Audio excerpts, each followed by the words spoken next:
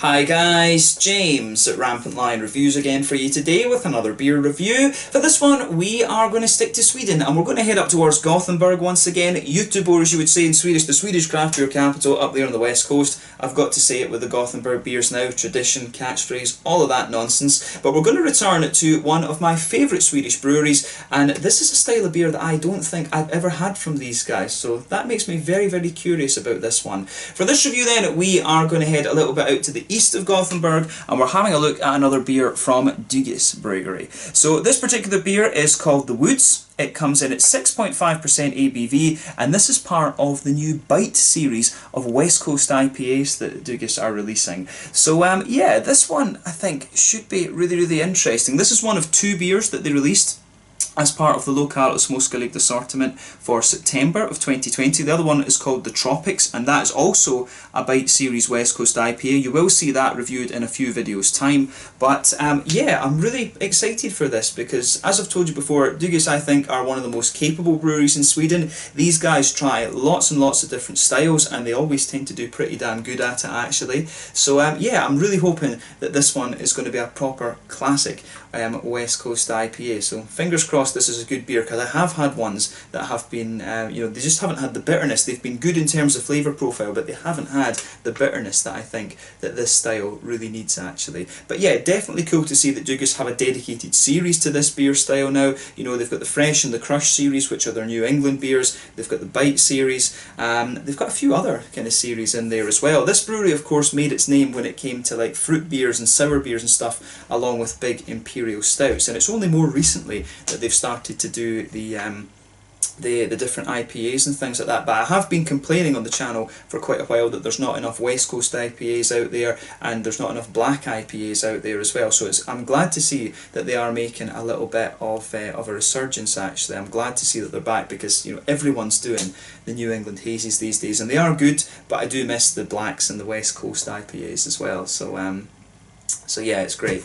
But yeah, glad to see this one's come out. The other thing that Bryggeri I think need to do is do a coffee stout series, because I really think these guys are one of the best producers in the world of the imperial coffee stout. So fingers crossed that's something that comes out from them a little bit later. But yeah, very curious to try my first West Coast IPA from Bryggeri, and I hope that you guys enjoy my take on this beer as well. So anyway, as is usual with my reviews then, I'll tell you a little bit about the brewery before we taste the beer. If you want to get straight to the tasting, just fast forward. All the usual links are in the description below. That's the brewery website, the link to my other reviews that I've done from Bryggeri Brewery before, and you will see more from these guys in the near future, I can guarantee you that. There's all the usual social media down there as well. If you want to see more reviews, do please consider subscribing to the channel. The whole channel, of course, has a geography-based tagging system, so you can go into the homepage and search for beer based on country, city, state, county, province, prefecture, whatever it is you're interested in. Do check out the playlists of beers from different countries. There is one there for all the Swedish beers that I've reviewed for you. That's constantly being added to.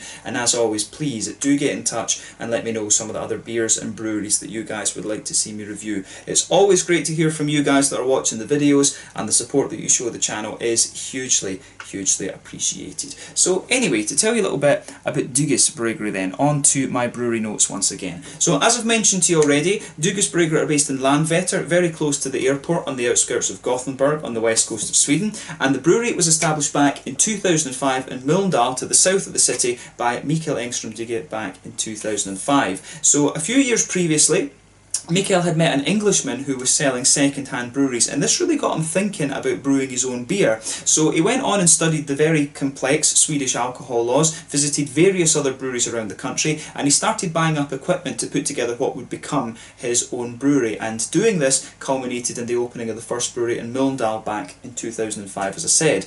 Over the following years they continued to expand, but very quickly the brewery outgrew their original premises that they had, so they looked at moving in 2009 and then they moved to Landvetter in 2010. So the older brewery had a capacity of around 1500 hectolitres of beer per year, but the new brewery started off with a capacity of 8000 hectolitres per year, and this has been more than doubled in recent years, and I think they are still expanding it with more and more tanks and things like this. But over the years the brewery have become really well respected in Sweden. They started off being known for their fruit beers and their imperial stouts and and their sour beers and things like this in the early days. They also invested heavily in a barrel aging program as well, but in recent years, I think maybe over the last 2 years or so, they have put a lot more focus on producing IPAs and things like that as well. As I said, they've got the Fresh and the Crush series, which are their New England IPAs, and now they have this series as well, the Bite series, which is the West Coast. The West Coast IPA series. So yeah, hopefully this continues indefinitely. Actually, I'd love to see them do a black IPA series, and as I said, a coffee stout series from these guys, you know, collaborating with all the different coffee roasteries around the world. That would be awesome, actually. I would love to see them do that. But yeah, these guys are also one of the owners of the Brewers Beer Bars in Gothenburg. I went to the one on Tredje Långgatan and I filmed an out and about video there, so you can check that out if you're interested. That is the original one. There is another one in the city that I'll maybe check out the next time I go up there, but they own this bar along with the guys at All In Brewing, and I'm not sure if Electric Nurse also own a share of it, but Electric Nurse is run by Mikael's daughter Ida and her husband as well. So yeah, two other very interesting Swedish breweries that I would recommend you check out. All In Brewing are one of the numerous gypsy breweries that you'll find around Gothenburg, and Electric Nurse are doing some very interesting stuff as well. Actually, I do have beers from both of them to review this month too, so you will see those breweries appearing again after a little while. Of having not been on the channel, you'll see them again this month, so that'll be pretty cool. But yeah, that's all I can really tell you about Dugas Bryggeri for the moment. It says on Untappd that these guys have only produced around 70 beers or something like that, but I can tell you they've produced a hell of a lot more than that. These guys are very, very prolific actually. They're always putting new beers out there. Quite a lot of them actually are only released in around the Gothenburg area. They've got their series of IPAs, and there's various different ones that haven't made it into the bottles yet. They brew different batches to sell to Systembolaget, so yeah, pretty cool. But yeah, as I say, if you want to learn more about this brewery, you can check out the brewery website. You can follow them on Facebook and Instagram to keep up to date with all the latest goings on, and you can check out the Rate Beer, Untappd and Beer Advocate pages to learn more about all of the different beers that these guys have done. So yeah, let's have a little look at this one then and see how we get on. So as you can see, the artwork on this one, the bottle's been sweating because we are having a very hot day here in mid-September. But yeah, this one, the artwork on this is very, very similar to what you'll find from Dugas quite often. But there you can see on the side the Bite series. So it's a Bite series IPA. You can see one of the Dugas Bryggeri symbols there, which is pretty cool, and you can also see there is one of the other ones as well. But it says on the side here, this is the Woods. The Woods is a Bite series West Coast style IPA that is supposed to give you the impression of walking in a sun-drenched pine forest where jammy red fruits and sweet citrus hang from the trees. Hopped with Columbus, Cascade, Chinook and Centennial and Simcoe hops just for that purpose. Classic. So yeah, this is going to be pretty good. Columbus and Chinook, I'm guessing that they'll have been used as the bittering hops. Columbus gives you that lovely big spicy floral note. Chinook is a kind of big piney resinous thing but gives you some grapefruit too. Cascade, I've always found, gives you grapefruit, but it also gives you some lovely brighter red fruity notes. Centennial is that big lemony citrus, and then Simcoe is that kind of nice but quite smooth passion fruit quality. Actually, I find that Simcoe behaves really differently in New England IPAs to how it does in West Coast IPAs, and again, if you put it in black IPAs too, it can be really interesting. I think in West Coast IPAs it's a little bit more kind of pungent and oily, if you like, in the passion fruity notes. It's a bit softer and juicy in the New Englands, and then in the black IPAs it really gives you some red fruity notes. So yeah, I'm very, very curious about this one. But like I said to you, this one is a 6.5% IPA. So 6.5% West Coast IPA, just a plain gold bottle cap on this one, but let's get it out and we'll get on with the tasting then. I'm really madly curious about this, I have to say, and I'm looking forward to trying the Tropics as well. When I got these beers, I just got them because it's kind of habit, because I always make sure I try the new things that Dugas are releasing because I like the brewery. So when I got these and pulled them out the box and saw that they were West Coast IPAs, I was like, oh yeah. I was very excited for these. So yeah, as I say, this I think, I could be forgetting because I've had so many beers from Dugas over the years, but this I think is my first West Coast IPA from these guys. So yeah, hopefully, fingers crossed, this is a good one. I'm really hoping this isn't lacking in terms of bitterness and things, because I have had a few that have been really nice in terms of the flavour profile, but they just don't, they have the New England bitterness to them instead of the old, you know, higher West Coast bitterness. But yeah, as you can see with this one, this is poured a lovely kind of medium amber colour. If we shine the light through this, then yeah, definitely a more medium amber colour. You could see there was about a quarter to a third of a finger of a frothy, I would say kind of cream, slightly, you know, slightly off-white coloured head on this one. One or two big bubbles sticking towards the side of the glass, a few little ones going up towards the bottom of the head there. So yeah, this one I think should be very, very nice. It certainly looks the part for a West Coast IPA. It does look a little bit hazy, but you know, that is kind of what you would expect from the West Coast IPAs. You do expect them to have a little bit of haze, unless they are filtered, of course. Got a moustache here in my mouth, lovely. But yeah, this one looks the part. Let's have a closer look at that aroma then and see how we get on. Really curious. Oh, right, okay. This one does, it actually smells very boozy. I have to say, when it comes to the Dugas beers, this is not the most forthright, this is not the most pungent aroma I've come across from Dugas. It's interesting that. This is very reserved in terms of its aroma, actually. I didn't expect that from it.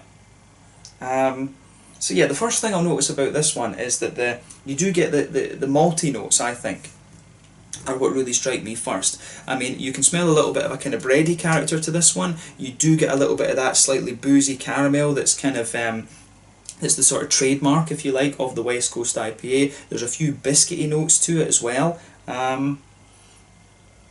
Yeah, it's very bread crusty, this beer. It's got a lovely kind of sort of brown bready, bread crusty type note to it. There's a few kind of grainy aspects to it as well, which is interesting. But yeah, kind of slightly boozy caramel to it, a little bit of a McVitie's digestive biscuity kind of sweetness. And yeah, I really like how that goes together in this one. So yeah. Yeah, the malt base in this one, I think, it comes across as pretty authentic, I have to say. But I will say it is a bit hard to kind of pull the aroma out of this one. This really is. It is quite reserved in terms of its aroma, but it does kind of have a bit of what you'd expect. So yeah, the malty character comes across quite nicely. On the hoppy side of things, there is a wee touch of earthiness to it. You can pick out a mix of that sort of spicy floral note from Columbus, although I think that takes a bit of a back seat to the Chinook. I find that this beer does have a bit more, it comes across as a bit more resiny, which I would say is the Chinook that's going to do that. But yeah, you do get a bit of grassiness out of it as well, but on the kind of fruity, on the fruity side of things, for me, I do get a bit of lemony citrus out of this one. And that'll be the Centennial that's giving you that. You do get a wee bit of the more oily passion fruit from the Simcoe. You do get a little bit of that out of it, and you also get a wee bit of the you also get just a little touch of the grapefruit. But I would say mainly the fruity notes I'm getting out of this one, bit of the lemony zest from the Centennial, but also a little bit of just also a bit of the more oily passion fruit from the Simcoe. I don't get much else out of the fruity side of things than that. But yeah, the more that I smell this one, the more malty it becomes, the more sort of boozy and caramel it becomes, with a little bit of that, you know, with a little bit of that lighter, how would you say, a little bit of that more kind of piney, resinous sort of thing. So yeah, the aroma of this one, as I say, really quite reserved in my opinion. I didn't expect that out of this beer. I thought it would be quite bold and big in terms of its aroma, but the malt base, I have to say, does smell quite authentic, and I have to say the presence of the sort of piney resins and the Columbus sort of floral spice on this one does fill me with hope. So yeah, let's see how this one goes. So yeah, let's have a taste of this beer then and see how it goes. Take a bit of time to smell the aroma of this one. This one is called The Woods, 6.5% West Coast IPA from the new Bite series at Dugas Bryggeri in Landvetter, just outside of Gothenburg. Let's get stuck in. Slanja Skål.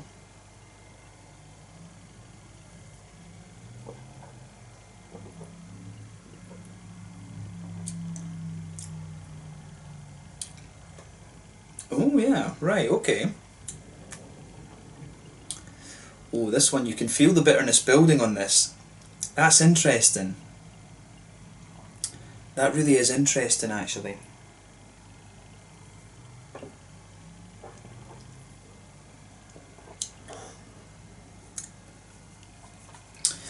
Yeah. This one for me, the bitterness builds on it a little bit, but it definitely strikes me as being a little bit more kind of malty and things like that. It's definitely a slightly more malty leaning West Coast IPA. And yeah, it does. It is a really. The more that you've noticed, this is one that really kind of evolves on the palate. Actually, it is one that really evolves the further you go into it. But the bitterness, I think, really comes out a little bit later on.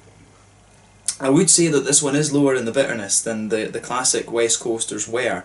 I think this one's sitting somewhere around 60 IBUs, and the classic West Coasters always tended to be about 80 and 80, 70, 80 IBUs. So this one is a little bit less than that, but in fairness, it is a bit more bitter. It's definitely a bit more bitter than the New Englands, I have to say that.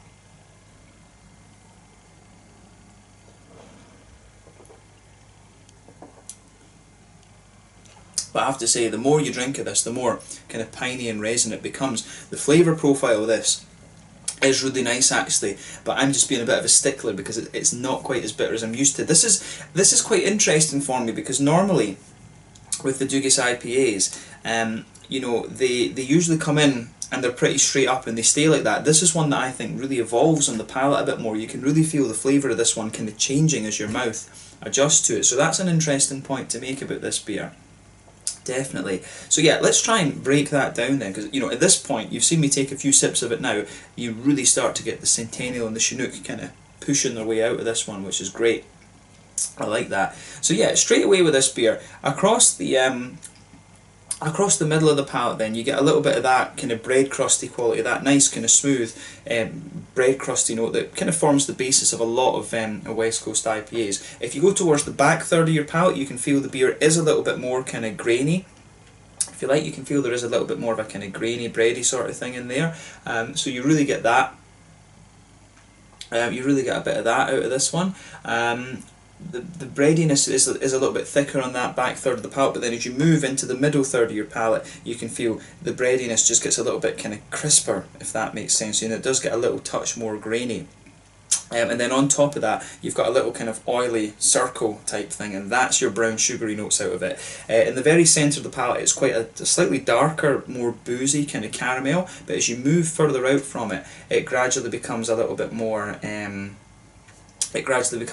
more sort of biscuity. It gradually develops a bit more of that McVitie's digestive biscuity sort of thing. If you go to the front corners of the palate and then just move diagonally back, you might notice one or two very slightly woody kind of flavours evolving out of this one. But mainly it's quite a straight up malt base. There's kind of that big bread crusty, slightly grainy quality sitting underneath. Bit of a kind of caramelly biscuity sort of thing in the middle of the palate, and the sweetness I think does come out a little bit more. It does start to evolve a little bit the further you go into the aftertaste with a beer. But yeah, back corners of the palate, definitely a little bit more kind of earthy and bitter, if you like, as well. And that's the interesting thing. You get a good bridge between that. The back third of your palate has a little touch of earthiness to it, I think, and a bit more graininess. But we'll move on to the hoppy side of things now. The malt base in this one is fairly kind of straight shooting, I think, and I like that about it.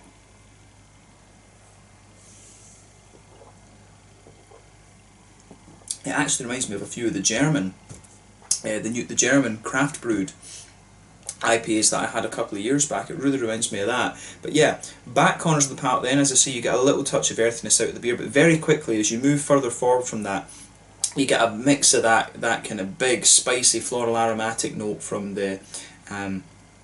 you get a mix of that big kind of floral aromatic spicy note from the...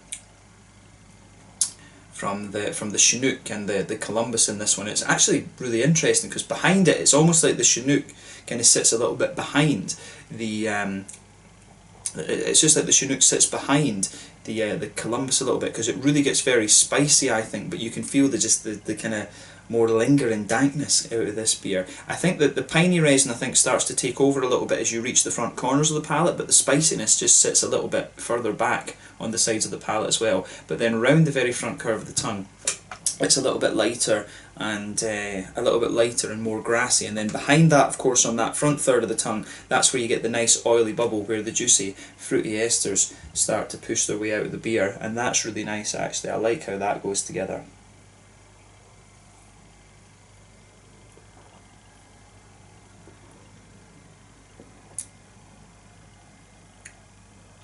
So yeah, when you go towards the back of that front third of your tongue, you do get a wee bit of the kind of grapefruity notes out of this one. But yeah, as you move further forward on the palate there, you start to get a little bit of the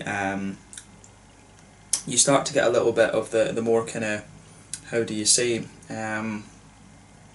you start to get a bit more of that kind of oily passion fruity note from the Simcoe. One thing I will say about this as well, I wonder how long this beer has been sitting in the bottle, because there's just something in the flavour here where it comes across as it might have just been sitting a little bit too long in the bottle. I think it's just starting to get to the kind of the edge of its prime. And the West Coast IPAs, you know, these are a little bit different, I think, from the New Englands. The New Englands, they have to sit in the can and sort of mature a little bit, whereas the West Coast IPAs, I've always found it was best to drink them kind of as fresh as possible, I found. So I do wonder if this one has been sitting a little bit before it's been released, and I think it maybe, you know, I'm drinking this one about 2 weeks after it's been released in Systembolaget. So yeah, takes a few days for them to get delivered, of course. I think I picked this up on the 8th or 9th or something like that. So yeah, I've had it a couple of days because it takes me a few days to get round to them. But yeah, I think this one might have been sitting for a little bit in the Systembolaget warehouse or something like that. And it could have been at the wrong temperature or something. There's just something about this for me that's just, it just doesn't feel quite right. It just feels as if it's maybe getting towards the end of its you know, its sort of best drinking dates, if you like. But it holds up. It does hold up fairly well. But there is just something that's telling me that it's not quite in its prime condition, I have to say. So what I might do is, like, later today I might film the review of the Tropic and see how that one goes as well. But this one, for me, I think this is maybe been stored at the wrong temperature, or there's just something a little bit, for me there's just something a wee bit off about this. Just the way the fruitiness comes out actually, and some of the things with the hops.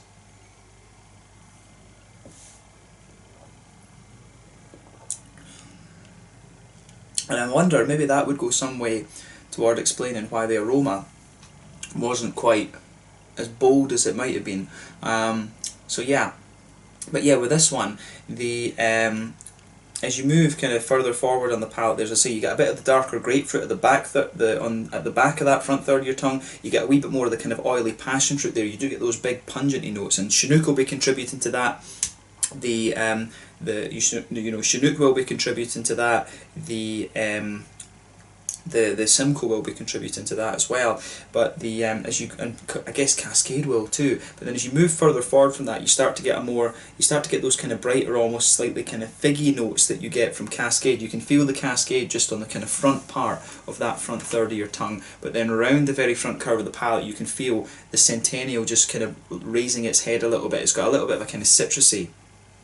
It's got a little bit of a kind of lemony citrusy thing coming out of it as well, which is quite nice. You do get a bit of zestiness out of it, and that builds a good kind of contrast between the bitterness that you're getting on the side of the palate from the kind of, as I would say, from the Cascade, not from the Cascade, from the Chinook and the Centennial. You do get the big spice. I really think the Columbus comes out of this a little bit more the further that you go into the aftertaste. So yeah, I do like how everything kind of fits together in this beer. The malt base on this and the bitter side of it, I think, is really good. I might have been wrong when I said earlier that I thought it was a little bit lower, but I think the bitterness in this one, when you first take it in, it's not quite as apparent. But then the more and more you drink of it, the more it builds, to be honest with you. So yeah, this one's interesting. That it's definitely an interesting kind of first attempt, if you like, at the West Coast IPAs, and I do suspect that as Dugas do more and more of these, they will kind of build them to be bigger and bigger and better, actually. But yeah, I would say with this one, when it's called In the Woods, I guess it is supposed to lean towards the kind of sort of piney, resinous side of things, and it really does that. So I can see why. why that kind of comes out of it, but there is just something about in this, the flavour of this beer for me at the moment. It just, pardon me, feels a little bit like it's maybe partly on me as well, because I'm reviewing it 2 weeks after it's been released. But I think Systembolaget might have been holding on to this one just a little bit too long. I don't know how long Dugas have to deliver this beer before it's released. I would guess maybe at least a week. But in fairness, yeah, System, this is kind of one, it reminds me of some of the American beers that we used to get that used to come over to Systembolaget, and they'd just been held a little bit too long. There is just something about this one, and I think it's a little bit more obvious in the West Coasters than it is in the New Englands. The New England ones, you start to notice the oats start to kind of become a little bit more banana-y and stuff in the New England ones, and you notice it with the West Coasters. They just start to feel a little bit more. It starts to lean a little bit more towards the kind of spicy, resinous kind of side of things, and the fruits don't come out quite as much. You really start to notice that with these West Coasters. So I do suspect maybe I'm just reviewing this one a little touch too late, but it still holds up fairly well at this point. It does still hold up fairly well. But yeah, in terms of a more resiny leaning West Coast IPA, I think this one is pretty solid, and as I say, the bitterness does build the further you go into this one. Let's focus on the mouthfeel of it now then.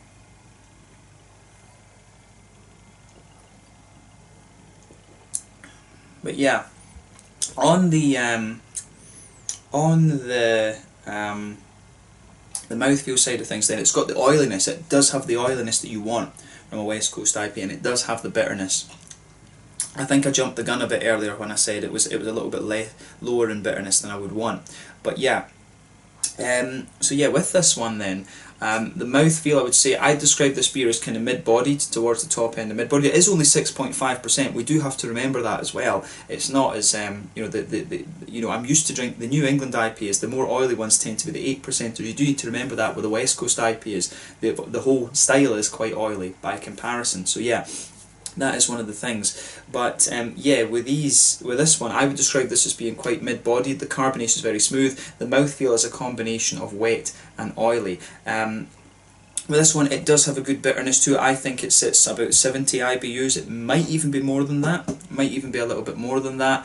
But the malt base has a nice kind of graininess to it, a little bit of sweetness as well.